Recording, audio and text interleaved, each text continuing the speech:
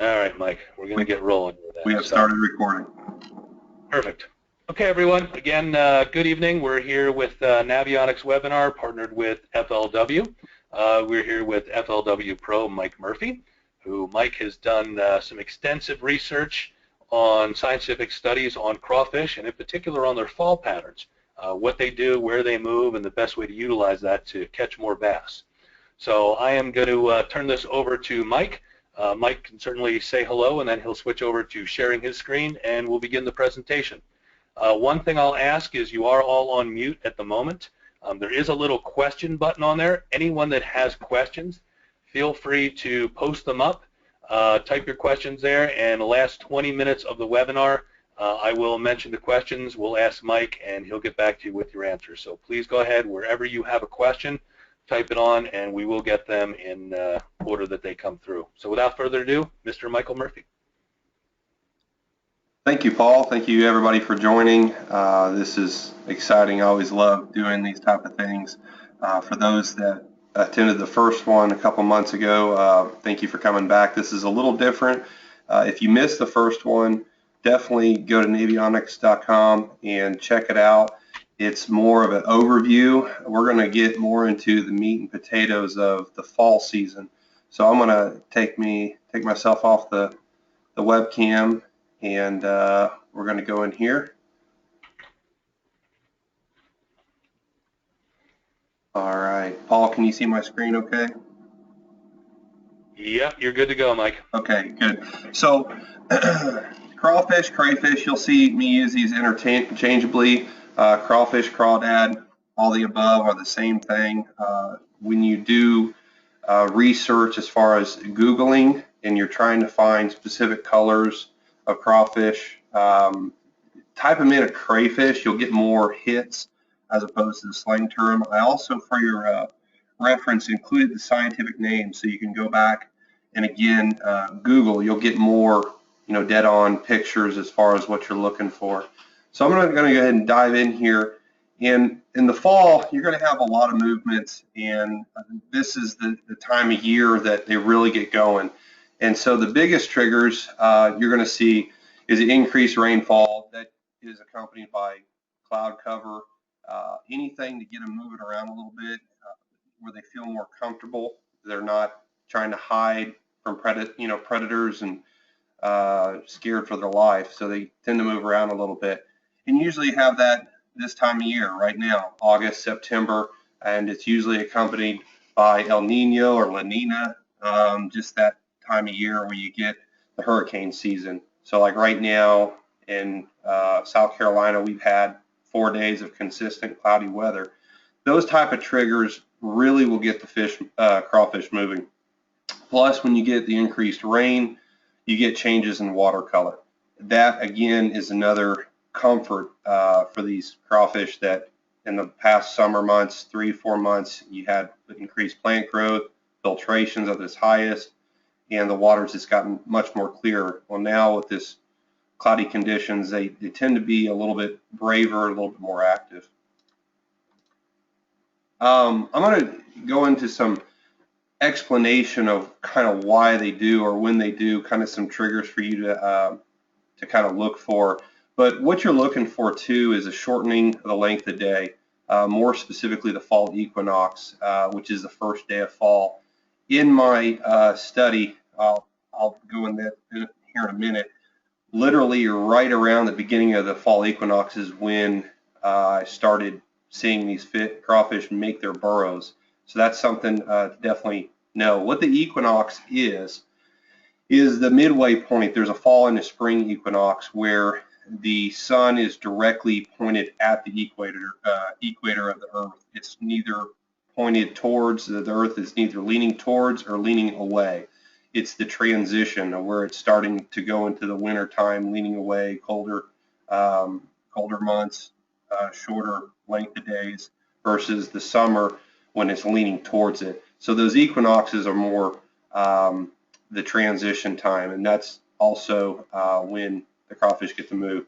The solstice, the winter and summer solstice, are the longest and the shortest day. That's when they're leaning at the closest towards the sun or furthest away. So June 20th would be the summer solstice, with September being the equinox there. So that's something that, this is basic science. A lot of people haven't heard of this, so when I talk about this here later on, it's something to know. But as far as if you want to know a specific time frame, look for Labor Day. Once Labor Day hits, in the fall especially, it seems like the northern lakes, they kind of kick into gear a little bit earlier than the south, but that's kind of the mark of it. And I will go into that. But in Indiana, roughly where I did my study, that's about 12-hour length days, and I'll go into that. That's important because in the spring I talked about the overall movement of crayfish being roughly 12 to 14 hours in the spring is very important, and the same thing with the fall. And when you get into that 12-hour length day, that's kind of the end of their reign as far as being out eating and doing their thing. So that's when they're getting ready to make their burrows, and that's where it's important to you as a fisherman to be targeting them. So what I talked about too is, one of the triggers is moon phases. I get this asked a lot, if moon phase will make a crayfish molt. Are they more active? And the answer is yes. When you have a moon phase with when you have a moon phase that's clear nights, you're going to have more length of day exposure. Even UV light specifically is what I'm talking about. What that does is promote phytoplankton growth, which is microscopic plants. And when that happens, zooplankton grows, which are microscopic animals, and that's what crayfish feed on. So when you have full moon, which is increased UV period throughout that week span, you will have more feeding of crayfish. When they feed more, they grow more. When they grow more, they have to shed their exoskeleton, and they will molt on a full moon. Now, the ones that are molting are the adolescent crayfish, those smaller ones, the 2.5 to 3 inchers. The big ones, the 4 and 5 inchers, and I'll show some pictures here in a minute, are the adults, the big ones. They typically only molt twice a year. But when you're looking at the moon phases and the full moons, look at that 2.5 to 3 inch size. I say this because when you're tying up a jig or you're looking for a crankbait, if you throw a big giant crankbait or a real itty bitty one, it might not be the best choice. So look for that 2.5 to kind of 3 inch size class. With the new moon, they are equally active, if not more. On all my research, they were slightly more active, and it has something to do, I'm sure, with the magnetism of things. You've seen this with crabs, which are saltwater version, or lobsters, with saltwater versions of crayfish, where they'll migrate along a specific frequency of magnetism. There's some research to support crayfish can pick up on the same thing that salmon have and lobster have. It comes down to otoliths with fish, and crayfish have something similar. So they do feel the moon phases, and so with the new moon, what they're also. Let me back up here. They're equally active because of the darkness of the night. Is my personal belief is you have a moon phase that's upon them, but again, like talking about the cloud weather and the cloud coverage, promoting their movement, especially in the fall. This is a time that they can really get things going. And in my study, that new moon in September was the trigger mark. Something to look for. I spoke about that. The new moon this month is September 13th. So, guys, you need to be picking up a jig, and you're looking for rock transitions, and right now is the time.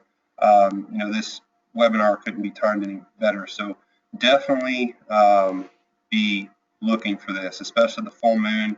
You're going to have both adults and adolescents molting the September 28th. This is going to be one of the biggest, most active full moons for crayfish throughout the entire year.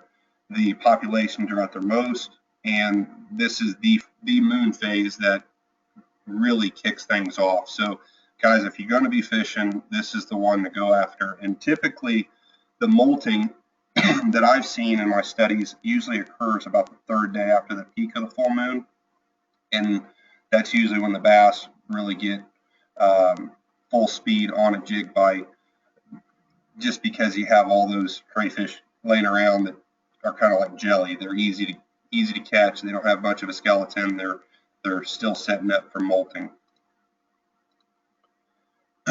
Another trigger is a decrease in water temperature.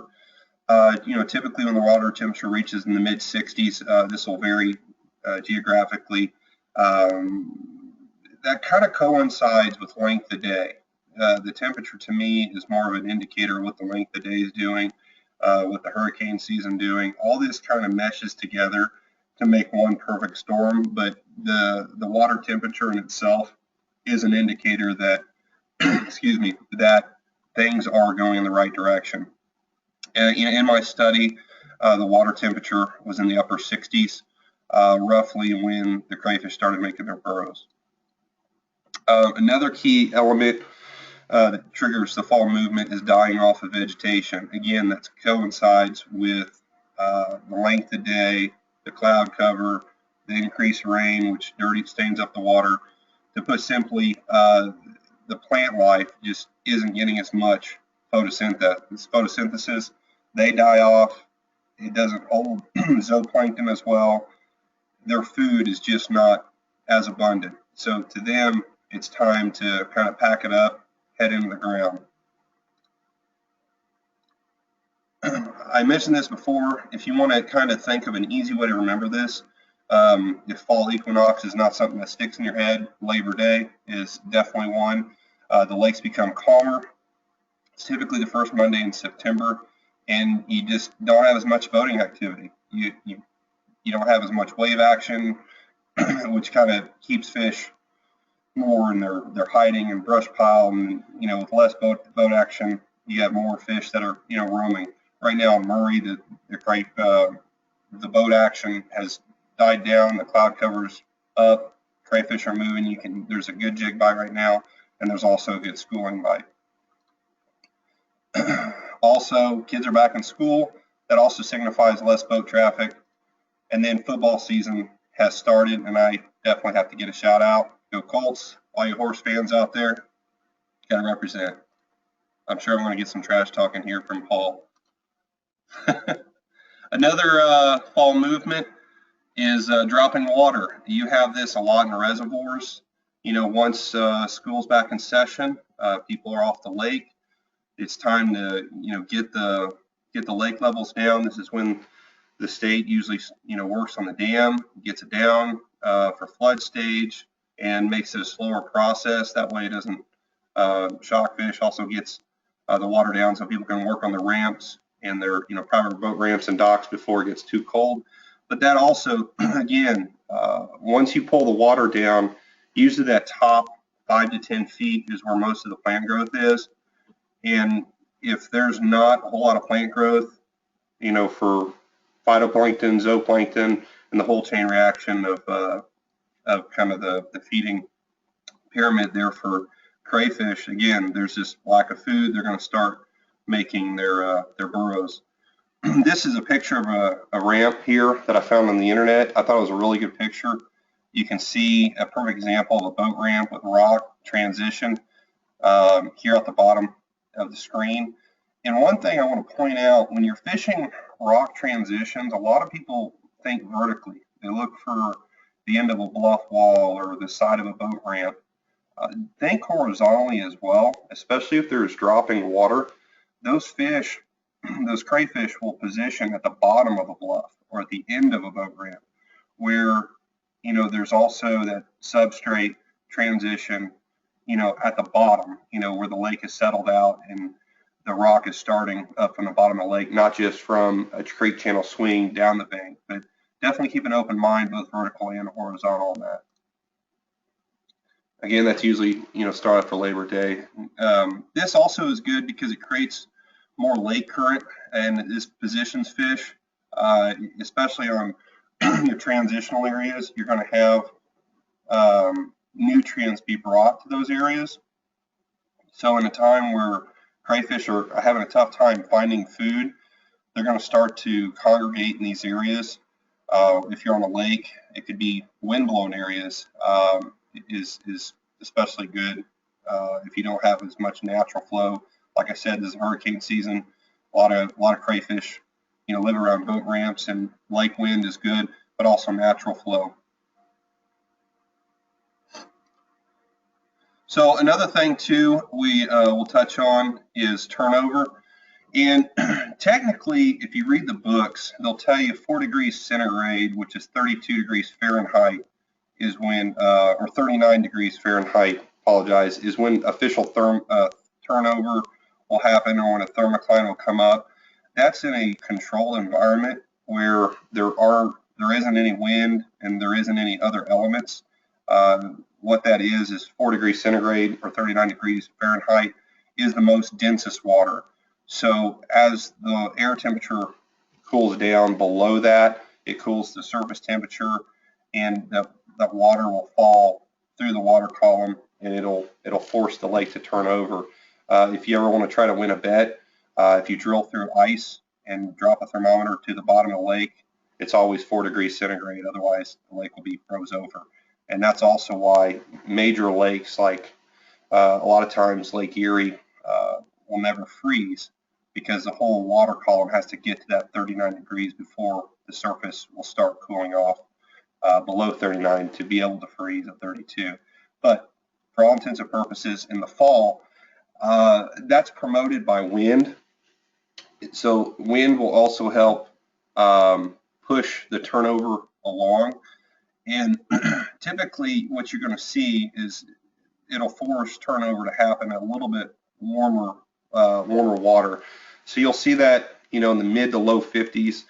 And again, that will do a lot of things. There's a technical term, I meant to put it on here. It's called nitrogen fixation. To put it simply, that oily layer that is the thermocline that separates the top from the bottom on these lakes will come to the surface, and it won't allow oxygen to enter the water, and you'll have a big oxygen drop. So a lot of times crawfish will get out of the water. They'll get, slightly above the water line, dig a hole, and crawfish can live out of water as long as their gills are kept wet.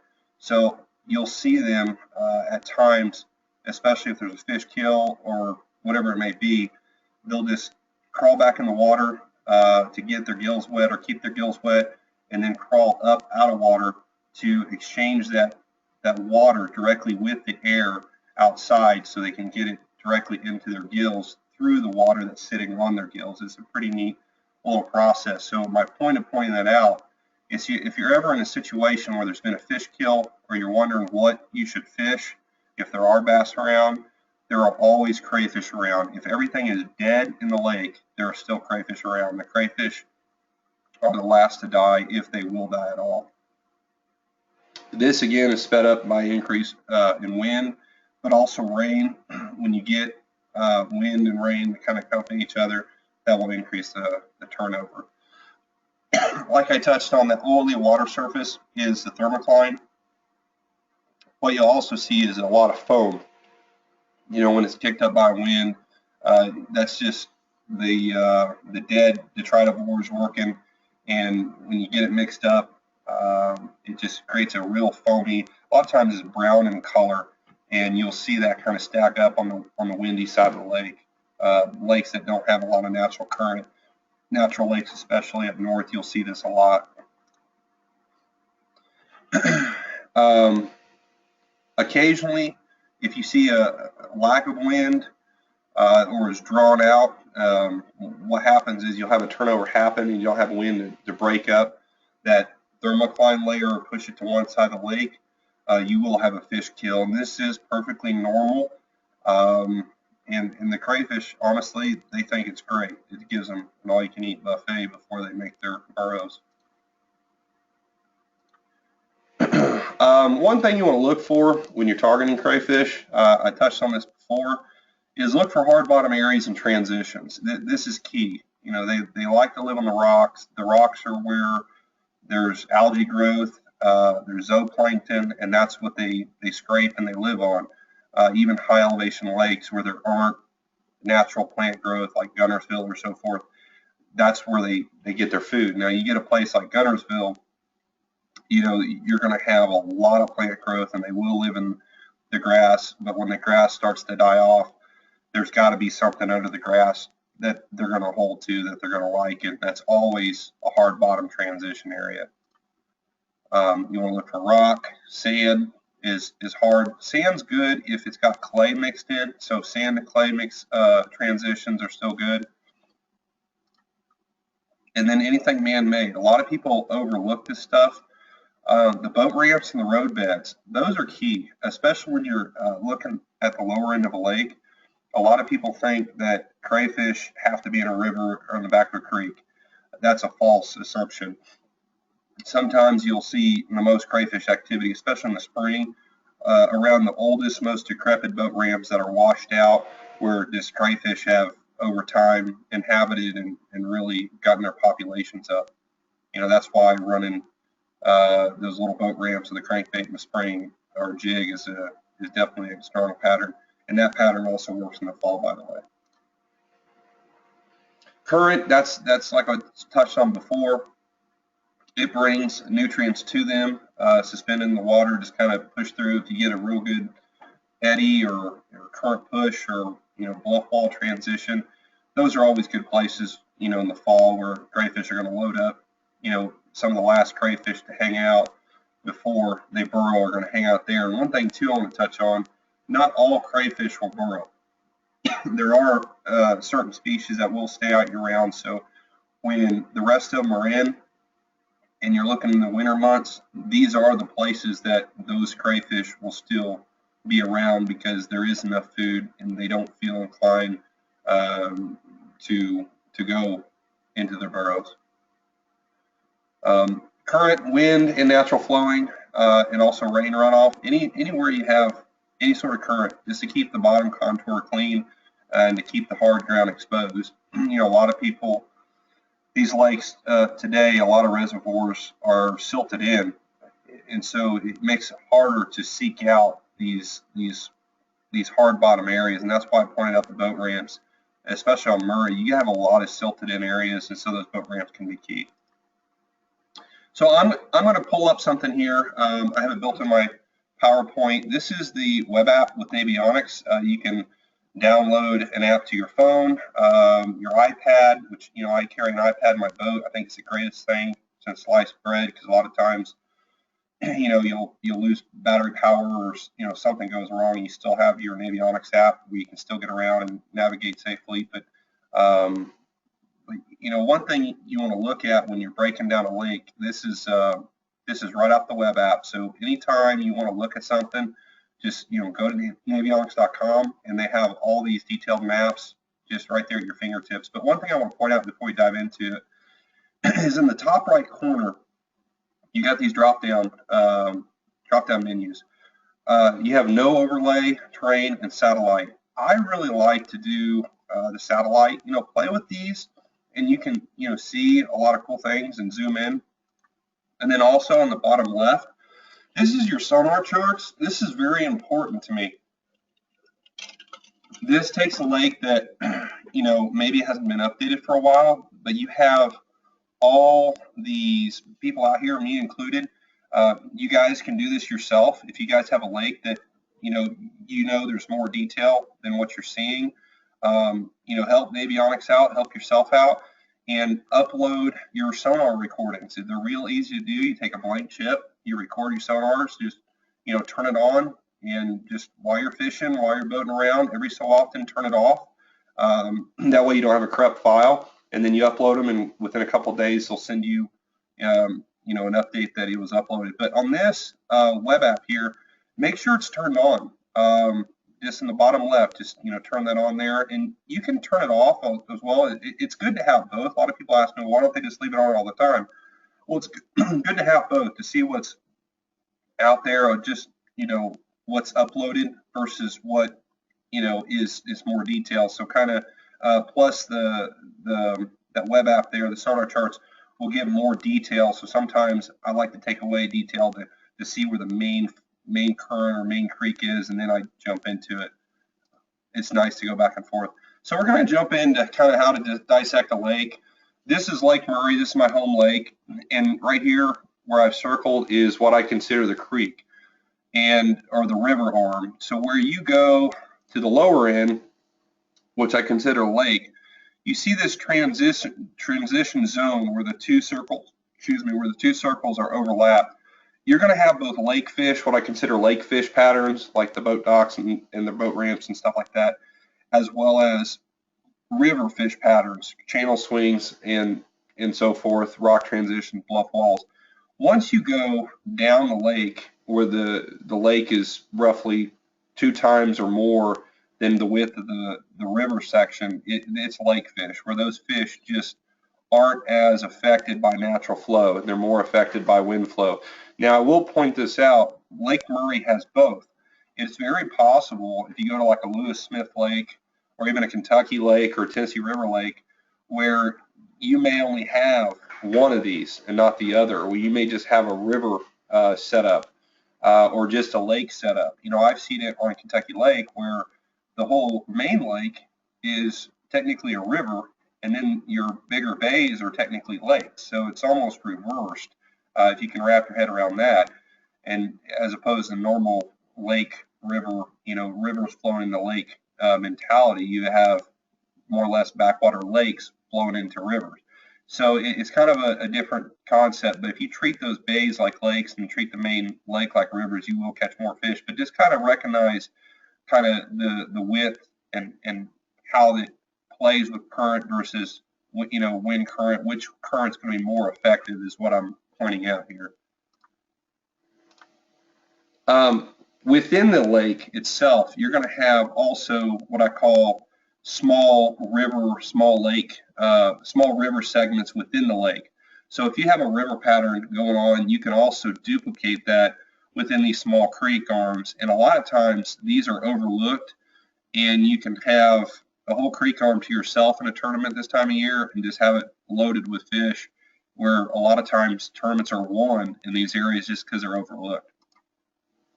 So I'm going to look at the creek arm here, or the river section of the lake, and what I'm looking for more in this is the channel swings. And so I circled a few here where you're having increased flow, where the natural flow is going to run and hit a bank and turn real hard, where the flow's sped up and there's washed out banks and there's going to be rock exposed. But in the river section, you want to definitely look for natural flow. Here's at the back of one of the creeks here, I wanted to point out is this is the first picture with sonar charts turned off, and then this is with sonar charts turned on. If you look at these areas right here that I'm circling, these areas do exist. And if you go backwards, back to the chart, you'll see what the difference is. So it's very important to play with this. It helps you kind of understand and learn some places, but you definitely want to check that out. This is a place here that also, by looking at little indifferences, these are rock slides, and this is a bluff between these 3 circles. And at the end of each bluff, you'll see kind of the transition of the bluff wall coming out away from the bank, so where it forms a point. I actually personally did the sonar charts in this section to use this for my benefit, but also, you know, for your benefit as well. But the one in the middle is a rock slide, and it creates a point, kind of a hidden deal, and they'll actually be at the end of that rock slide at the very bottom of that bluff wall. Is a lot of times where those fish will set up. So that's why I was telling you earlier, it's important to look for horizontal rock transition, not just vertical. And then here's another obvious one, bridges. Anytime you have a deck down like that, look at the contours around the bridge, how close they are together, and then how once you get away from the bridge, it separates. Those transitions are a telltale sign of a change of slope. Anytime you have a change of slope from vertical with the lines together to a flat with the lines apart is a huge indicator, just looking at a map, where rock potential exists, especially around a bridge this is a real regular, place that I'll fish that holds a lot of fish. That's why bridges are notoriously good, because not only do they have 4 rock transitions on each corner, but they also have the horizontal rock transition at the base of it. Right, there's 2 on this one. You have 4 vertical on each corner and then 2 horizontal at the base of the each bank underneath the bridge itself. And that's where a lot of people miss. They'll hit the corners, but they won't hit the base of it. So definitely fish both vertical and horizontal rock transitions. Can't express that enough. So this is a lake situation where you're kind of in a pocket here. And what I'm targeting on this, and you can see, with this, the satellite turned on like I showed you before, these yellow sections are all boat ramps. This is the sign for a boat ramp. And these are key, especially where you have a boat ramp on a point or side of a point or right at the mouth of a pocket, right next to a dock. Just run them. You're going to find a pattern within the pattern. You're going to have, boat ramps in the very backs of the pockets be good at times, or you can just run those, or boat ramps that are getting the most wind. Always fish stuff that's in the wind. Anything that's going to help promote you getting a bite is definitely key. Also, another thing too, I marked these points. Again, if you turn your sonar charts off, those will not show up. These are places that I was just fishing this bank. I turned my sonar charts on, went down the bank, and recorded all of this. And I've since gone back, in these little subtle points, I can go back and catch fish off of it. And I would have otherwise not known about them if it wasn't for Navionics and the sonar charts. So, definitely play with the sonar charts, record your places, and it will definitely help you out. Any given area, we're going to get into kind of the species of things. Any given area, there's typically 3 main genus of crayfish and 5, species total. For all intents and purposes, we're just going to talk about 2 of them. The Procambarus really is only out a couple months of the year. It's kind of like a prehistoric one. But the most that you run into are the Procambarus and Orconectes. This is science jargon. Again, like I talked about before, if you're going to Google these on the internet, type these in, you're going to see the crayfish that I'm talking about, and they're really fun. They're really fun to look at and match colors. But the Procambarus, that's the most common species is the red swamp crayfish, but that's what you eat. If you're going to a Cajun style restaurant, that's the lowland, lives around clay, Louisiana style. The further south you go, or more lowland lakes, that's what you're going to get. They typically live around clay and appear in shades of red. So you're going to have, I'll get in this here in the next slide, but juveniles, I want to point this out, will not burrow. That's what I talked about before, the 2.5 to 3 inch size, and they will mimic the Orconectes, the rock dwellers. They're more in the shade of green, and they will live with those rock dwellers too. But the reason I pointed this out is the reason they get that red and orange color. It's almost the concept like why are flamingos in the zoo white versus in the wild pink. It's what they eat. Flamingos in the zoo, they feed squid because it's cheaper, whereas in the wild they eat shrimp, so they get real bright pink.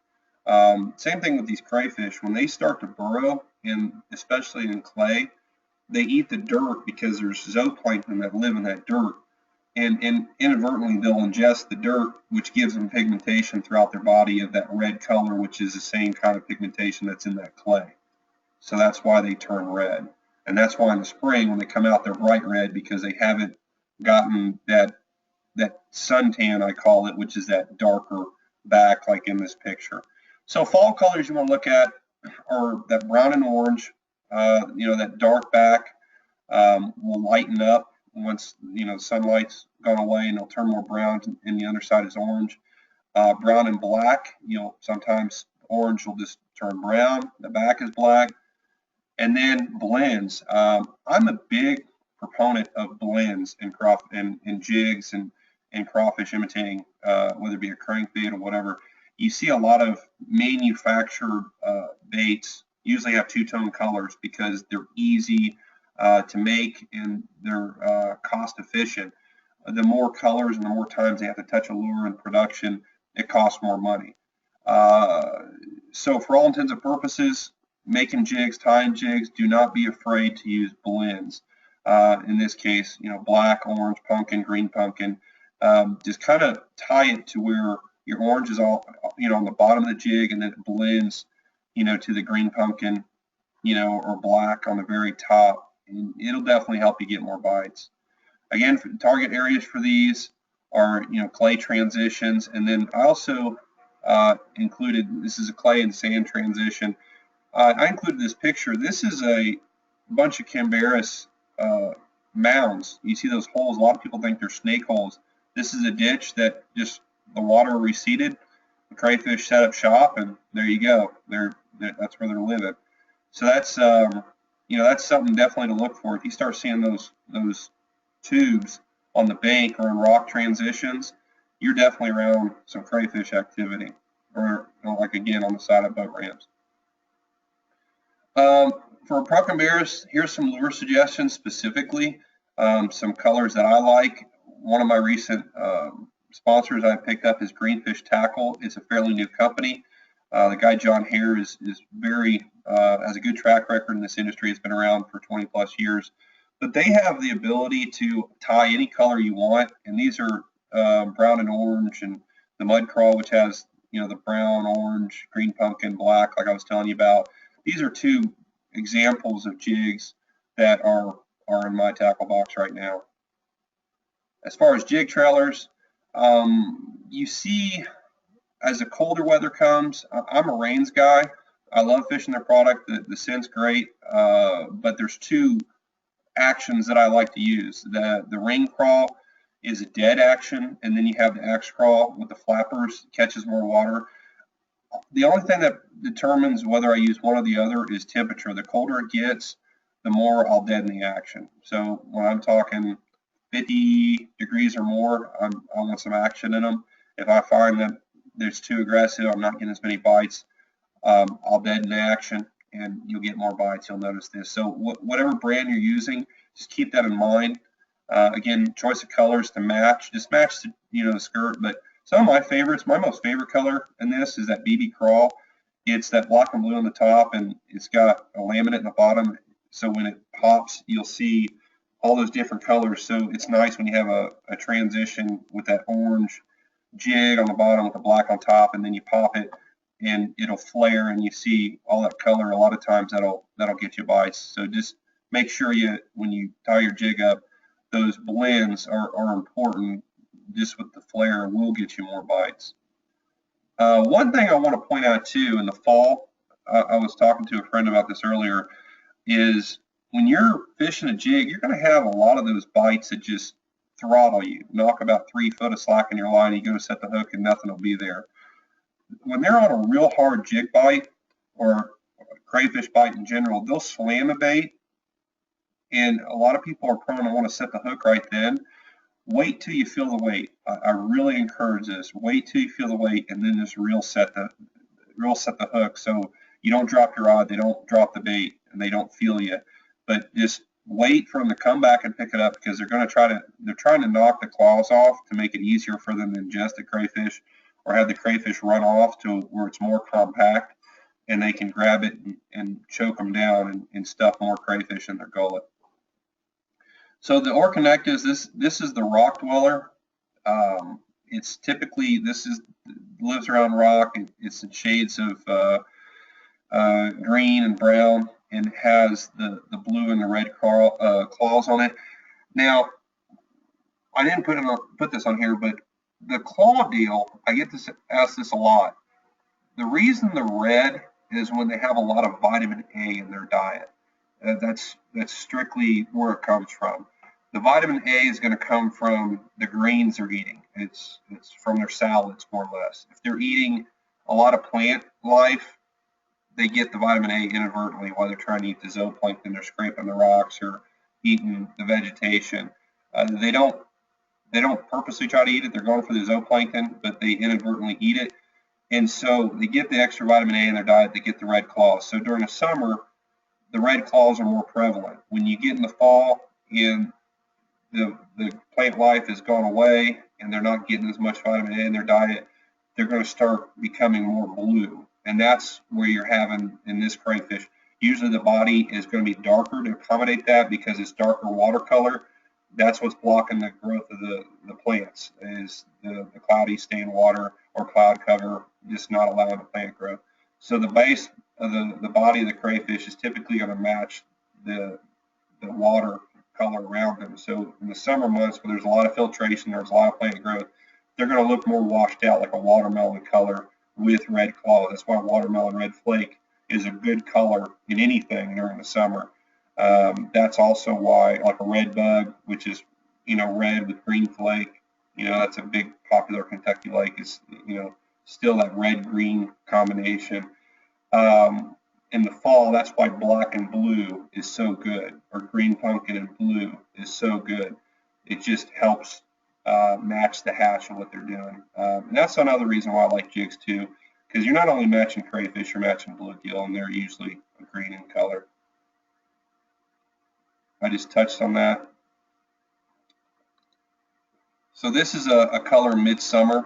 I wanted to show you that. It had the joints are laced in red, the tips are red, all around it's red, and then it's just all green and brown, watermelon looking. It's just a little bit everything. So again, back to your jig choice.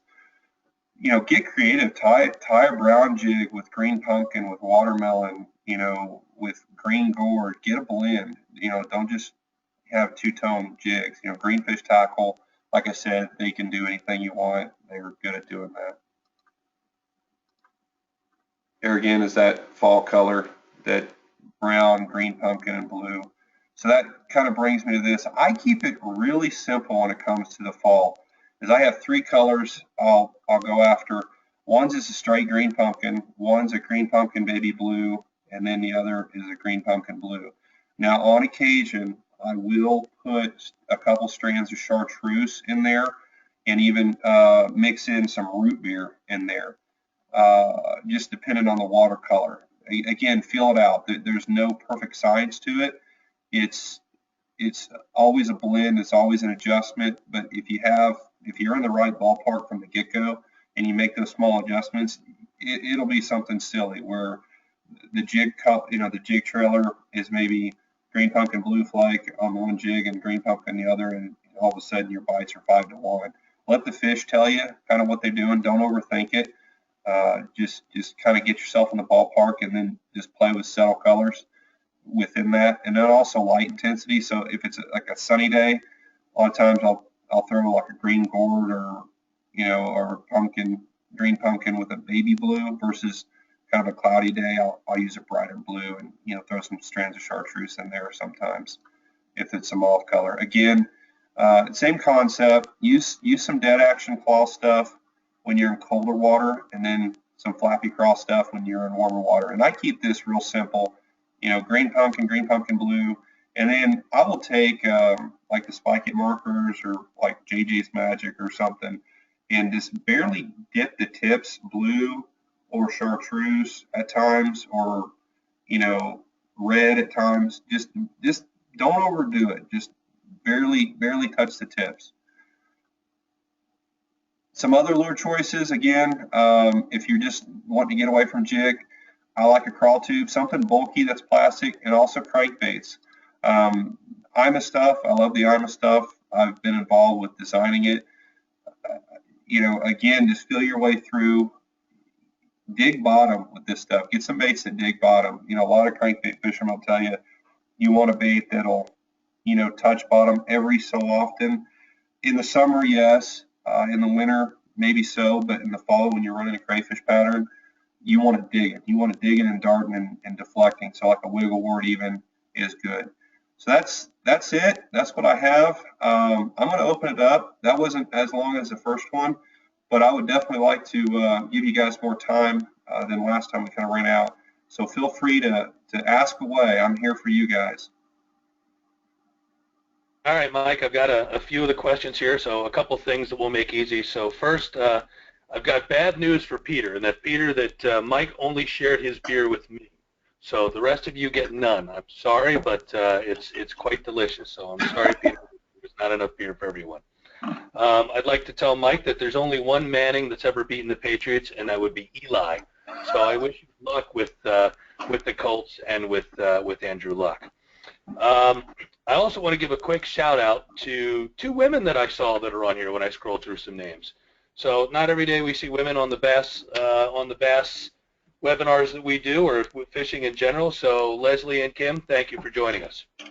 So with that in mind, I'll start with, in chronological order, Mike, with some questions here. So let's see. So since you ended up with the painted baits, Gary wanted to know, do fish think that painted baits are really crawfish? You know, that's a good question. You know, if they could speak to us, it'd be interesting to know what they say.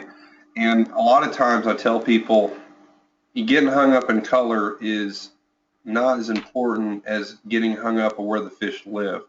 Because bass are opportunity feeders, so a lot of times if you get them around them, you're going to catch them. But you know, to me, I have seen times where it's something slight, where you're matching the hatch to where custom painted baits, you know, with certain blends are better. And I have seen that at times. So I'm going to say yes. You know, if you have a good guy that can do some custom paint stuff, that does two things for you. One, it gives them a different look. It's something that they haven't seen. A lot of times it's simple as that. These overfished lakes, a lot more people are fishing nowadays to where simply something they haven't seen yet is all it takes. And then also something, your personal confidence. You know, you're throwing something that looks natural and also, you know, is going to give you the best opportunity to catch fish. And a lot of times confidence is everything. All right, Dale wants to know, as far as you know, how do you, as far as the burrowing crawfish, how do you find or see the burrows? Is there a good way to find them or see them, or is it just kind of guessing their location? It's guessing their location, and I more go by the bass when I catch them. You know, when you catch one, you're gonna, I guess to go back to my answer, you're more likely to catch a bass that's going to have a crawfish in its belly versus actually seeing a burrow. And so when you catch one, feel its stomach. If it feels like it's got a bunch of marbles in its stomach, that's crawfish. You know, if they're on shad, it's usually mushy, and you're not going to feel the jaggedness of the you know the crawfish. And you actually have, you know, claws and stuff. They'll poop claws and stuff when you catch them. But if you do see them, the Procambarus are really the main ones that build the chimney. So if you're around the rock dwellers, you're not going to see that. They're usually going to burrow in that what's normally 5 to 10 foot range. But if you're having dropping water, you may see it more prevalent on lakes that have dropping water. All right, and Richard wants to know, as far as a green or brown jig on Lake Murray in late September, which one do you throw, and is there a particular trailer color you like? On Lake Murray, they transition. You know, right now I like a green pumpkin in blue with just a straight green pumpkin trailer. Once I get into the fall, I like more of a pumpkin seed in blue. They don't really get on a hard brown here on Murray. I think it's because of the cleaner water, but they will get on a brown color, like a light brown, which we call pumpkin seed. And so I'll get on a pumpkin seed in green pumpkin trailer with some blue strands in it, and occasionally I'll use a pumpkin seed with maybe a black trailer, just to maybe check it out, like on a darker day or something like that. You know, I have seen that matter at times, but or even a black with a pumpkin seed trailer at times. But the blue strands on Lake Murray, I tend to leave in there year round. And David's got two questions. You know, one, how do you deaden the action on your crawfish lures? And do you ever fish them without tails? That's a very good question. I never fish them without tails. You know, I think it just takes away from the profile. I have at times tried it thinking I would get short strike fish to pick it up, but what I found is when I take the tails off, short strike fish just don't strike at all. So what I will do is downsize my trailer. So I'll go to a smaller chunk or a deadened action chunk. So like the ring crawl doesn't flap like the axe claw does, or like a pocket chunk. But you'll have like the zoom, just regular chunk, or the Rain's axe claw is a very dead action. And what I'll tend to do too is when you get into the winter months, like October, November, December, I will downsize my jig altogether, because the crayfish that are still out are the adolescent crayfish, those smaller ones, the 2.5 to 3 inch ones. The adults have gone under, they have gone in their burrows. So I will throw like those bitsy jig type approaches, and I will use small trailers and smaller jigs, and I will trim them back. And even you see those like Arky style where you'll trim all the skirt around the head off, so it's just got like short stubby skirt and then the skirt off the back. That's the absolute finessey version of that. I don't typically like to do that. I'll just trim it up, but I will do that. And then another thing I'll do is I typically like to throw 7/16 or 3/8 ounce. And what I'll do during the winter is downsize to a quarter, not because I'm fishing shallower water, but to force me to slow down. If I'm finding that I'm not staying on the bottom, I'm not fishing slow enough. So a lot of times I will go smaller sizes to force myself to slow down, not because I'm fishing shallow water. That actually leads into the next question, Mike, was when fishing jigs and a crawl trailer, what is your typical retrieve in the fall?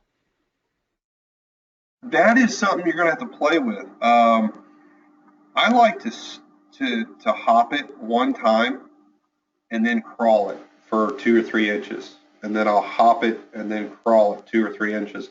That's typically how I like to fish them in the fall. There's times where you find all of a sudden they always want it when you're crawling. Well, that day I'll just start crawling all my jigs, and then you'll find at times they're always wanting it hopped. But I tend to mix it up until I figure out what they want, and then I start cheating more to that. So I'll hop it, pause it, and then crawl it. So I'll just kind of cheat back and forth. And when I'm hopping it, I'm not tight line hopping it. I'll have a slack, and then as soon as I touch the bait or come in contact with the bait, I instantly slack it up. So a lot of people, when they think hop, they're tight lining it, and then they're hopping it, and then they're letting it down. What happens is it's unnatural. You're pulling that jig 2 feet off the bottom, and then it's landing 2 feet away. If you have an inactive bass, it just won't go after it. But if you start with a slack, bump it, and then stop it instantly, it's only going to pop 2 inches off the bottom, and it's going to stay in the strike zone. You're going to find you're going to get a lot more bites. Now, Tim wants to know, when the crawfish are in and out of the water, are the bass generally following shallow as well? And what time of year is really this type of pattern? Well, you got a lot of things going on. You know, the three main things to me is the crawfish, the bluegill, and then the shad. And you're going to have groups of fish that feed predominant on shad. You're going to have groups of fish that feed predominant on bluegill or crayfish. It's just wherever you're at. And so what I like to do is I like to cheat towards those patterns. So if I have a time of year where I know a crayfish pattern is prevalent, I'm going to go to crayfish areas where those fish are predominantly feeding on crayfish. So I don't know if that answered your question, or what was the question again? Did I touch on that? Is there a particular time of year you're more fishing that pattern? Yeah, so back to that. So in the spring, for sure, when the length of day is about 11.5 hours and they're starting to come out, the spring equinox, you know, I talked about that, the spring and fall equinox, the spring equinox when it starts coming around, absolutely, that 55-degree mark is a big telltale sign of when the crayfish are starting to move. You know, you'll have a jerkbait bite happen, or a spinnerbait bite, or a crankbait bite, and all of a sudden it just dies. Nothing's changed. The water temperature maybe only come up a degree or two, and it's peaking at 52 degrees.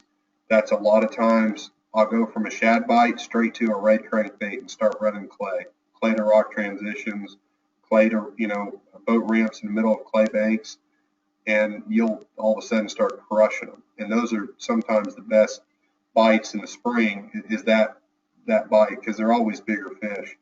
And in the fall, right now, that new moon in September, right now is when you need to be targeting it. What about, Michael wants to know as far as any sounds that help, like rattles or clickers? Personally, the only time I ever use any sort of sound is if I'm in muddy water. And I don't typically like muddy water. So if I'm in a situation like I fished the Red River before where it's muddy, yeah, I'll put a rattle in it. I don't like sound for the most part because there isn't any sound in a crayfish itself.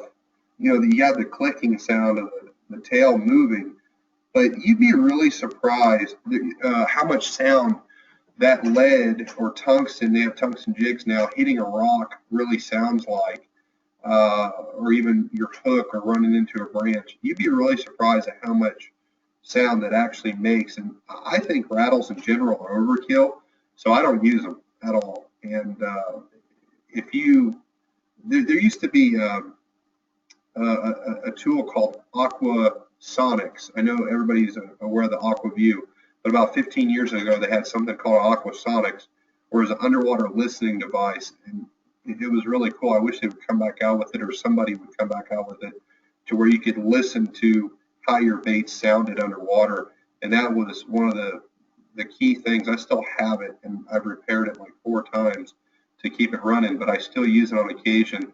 But that's how I've learned, where I've literally been around crayfish and you can hear them clicking, and where you hear your jig, and you'd be surprised. To make a long story short, no rattles for me.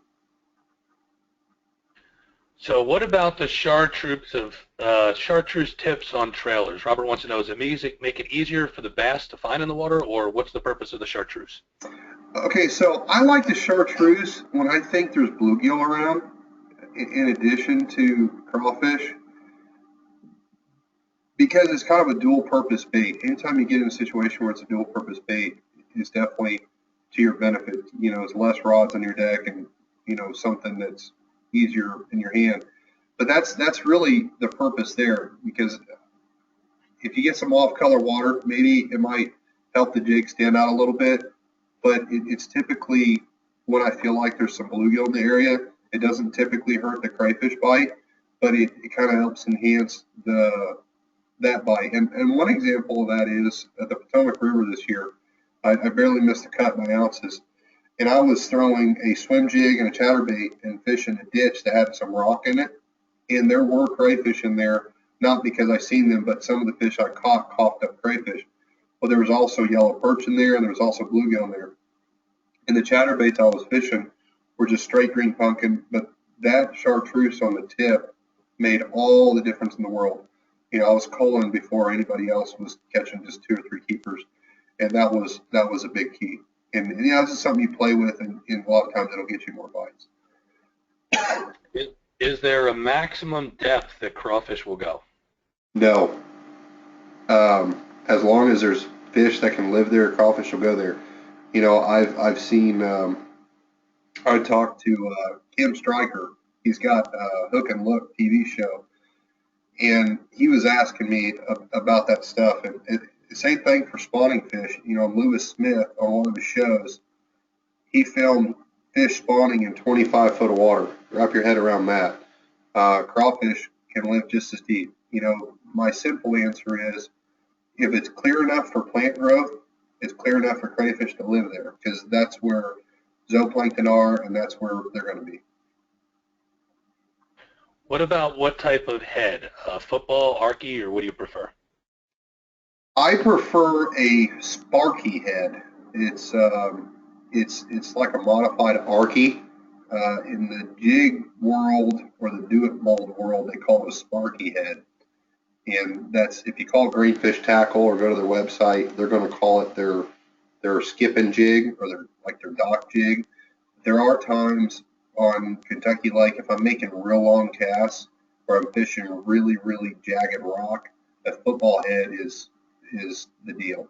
That's definitely something you want to throw. But to me, a sparky head kind of acts like a football, but then it's easy enough to skip as well. It skips real well. I'm trying to find a few more here for you. So here's one from Stephen and up in your old neck of the woods. Here in Indiana, we've had high water all year. Now they're dropping it. Will that affect the crawfish and bass patterns with the dropping of that high water? Absolutely. That's the best time, in my opinion, to run the crayfish bite in Indiana or any lake. When they're dropping that water, it's almost like it flips a switch with them crayfish. Like they get in panic mode. It's like, hurry up, we gotta burrow. They'll get on, check out them bluff ends, check out them boat ramps, check out, there's in Indiana, there's a lot of those pea gravel cobble banks. They're just nothing looking banks. And you won't notice it if you're fishing down the bank, but if you stand back and look at it, the color will appear almost like a gray on the bank, and then you'll see where it will transition into red. And it won't be an obvious hard bluff transition, but just even if it's just a slightly sloping nothing bank, and you have that transition of that whitish looking bank to a reddish looking bank, and when you have drawdown, it makes it easier to see, because as you get more of that bank exposed, you're going to see that. And then another thing too in Indiana that I'll do is once that crayfish bite kind of fizzles out, you can keep catching those fish on, an 8 to 10 foot diving crankbait or the old blade baits like the silver buddies, stuff like that. You can catch them ripping them off the bottom to prolong that bite, beyond the crayfish bite. Interesting one here from Dustin. So he fishes Toledo Bend, mostly north of Houston Bay to the Texas Islands, and there's not a lot of boat docks, ramps, or rocks. Which would be better, concentrate on the big grass flats in that area, secondary points, or main lake points? So to answer your question, in situations like that, I look for points. It can be either a secondary or main lake to where you have a profound ditch or main river or main creek ditch that will cut a point short, is what I call it. You'll have a point comes out, it's all perfect, but the corner of it gets cut off by the ditch itself, or it butts up to the ditch. What you'll have is a section there where there'll be like an underwater rock slide or a hidden bluff. It may only be 1 or 2 foot tall, but there'll be a section there where there's going to be a hard bottom. And so and that's a big deal in Murray too. In a lot of these lakes where they're just wide lakes and real flat looking lakes. Same thing with Gunnersville. Those are the type of points that I really look for. Those will have rock, and that's kind of that horizontal rock pattern that I try to wrap my head around when I go to lakes like that. And again, like I said in Indiana, you look back, some of them lakes, those banks, those nothing banks, they'll be kind of whitish or gray looking, and then they'll transition into a red or a brown. That's a transition. That's a hard bottom transition. Those sometimes are good enough to accomplish what you're trying to accomplish once the fish move shallow. All right, I'm going to do these last 3 here, which seem to be relatively simple ones, which, you always say that, and it'll be the long ones for you, Mike. So does an algae bloom affect crawfish at all? Well, that's a loaded question. Algae blooms, in the sense, are not really algae blooms. Those are cyanobacteria. They're actually bacteria. It's a photosynthetic bacteria. And what happens is an algae, quote, bloom will take place because the zooplankton will not be able to keep up. Now, at times, there are true algae blooms where they are photosynthetic algae, but it's usually due to a farm runoff or a golf course over fertilizing, and it's getting that phosphorus. Just like fertilizing the water. They're plants, they just live in water, so they'll react to it. But typically those will cause a pretty dramatic oxygen drop, and when that happens, the crayfish will get shallow. If you listened before, they'll want to get out of the water a lot of times because there aren't any oxygen. And so they'll keep their gills wet, and they'll crawl up on the bank. And a lot of times they'll do this at night. So if you have an algae bloom at night and you walk the bank with a flashlight, you'll see a ton of crayfish. They'll, keep their gills wet, and they'll just crawl up on the bank. And they'll have the oxygen trading, the ammonia out of the water right there on its gills. That nitrogen fixation is taking place right there within the gills itself, and so it just crawls up and out. So usually when there's an algae bloom going on, I get shallow. I chase wind. I get anywhere where the oxygen level is going to be at its greatest, or natural flow. Get up the river, get in the back of the creek. If you are main lake, look at the wind stuff. All right, so for those big words earlier, those of you that have Google Translate, look under Geek Speak, and you might be able to translate some of those bigger words to help you out with Mike's lingo. I'll give you the last two here, Mike. I guess let me kind of paraphrase this because there's a few along the same lines. Have you noticed any difference in the dyes or scents, whether it's a garlic or a crawfish smell? Have you seen much difference in those scenting of the baits? Yes, and again, you got to play with it. There's two ways to answer this question. One is the species you're fishing for. Largemouth, to me, are more visual and vibration. It's almost like they don't have a good sense of smell unless it's the coldest part of the year. It seems like November and December it helps more with largemouth. But when you're fishing for spotted bass or smallmouth, always. My answer is always. They have a better sense of smell, I believe, and I've just seen a bigger response to those fish as well. If I'm looking for specific scents you want to try, the JJ's Magic is good. It's a dip. It's just a little bit stronger than most what's out there. It's out of Georgia, and then also I like the Mega Strike stuff. It seems like in the summer you got to apply it more often because what they call viscosity tends to run. But during the winter months, it's real nice. It's like Vaseline. I do notice it. I get more bites with those. And then there's also kind of a belief of the UV aspect of it. The dip stuff like the JJ's Magic and the Spike It and stuff like that will tend to add a little bit of ultraviolet to your bait. And there's I don't know how I feel about that. I haven't looked at enough to research. But when you talk to people like Bill Lowen, he's got a really good track record, and Brent Chapman, and by golly, they believe in it. And so it's made a little bit of a believer out of me at times that if it's something like UV that still kind of new concept and they're still trying to figure it out, it's something that I definitely want to use to my advantage. There are baits out there that make clicking sounds. I don't really buy into that because you get batteries involved, and when you up the voltage on a bait, there is a variance of voltage that fish will get repulsed by, and I have personally tested those baits, and it's outside of the realm of the voltage. So I will say beware of voltage on that front, but sense, absolutely. All right, before we do the last one, just so everyone is aware, this webinar is recorded. You are more than welcome to come to Navionics or sign up for the Navionics newsletter. The webinars can be viewed off of our website. At the bottom, you'll see a webinar link where we have all our webinars. So you're welcome to come back and review any of this and jot down the long words that I'm not even going to attempt to pronounce and Google them. So feel free to review this webinar and sign up for a newsletter to learn any more. So on that note, I'm going to give Robert Arnold here the last one, which if a lake has a quarry like Kentucky Lake, would you fish the quarry or would the banks be too steep for the crawfish? No, not at all. Again, if you're fishing a quarry, you're going to be looking at a backwater situation, so treat it more like a lake. So fish the wind-blowing banks for sure, because even in a quarry situation, you're going to have that what I call a horizontal transition. So even if it's solid rock all the way around, I'll fish the windiest part of it, and I'll fish at the very, very bottom of that rock wall.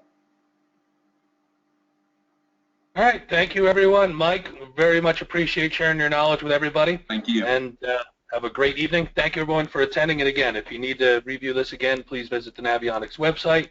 And, of course, certainly look for, hang on, I'm going to close it out here, to Mike Murphy on his Facebook page at mmurphyfishing, or feel free to email Michael at michael@michaelmurphyfishing.com.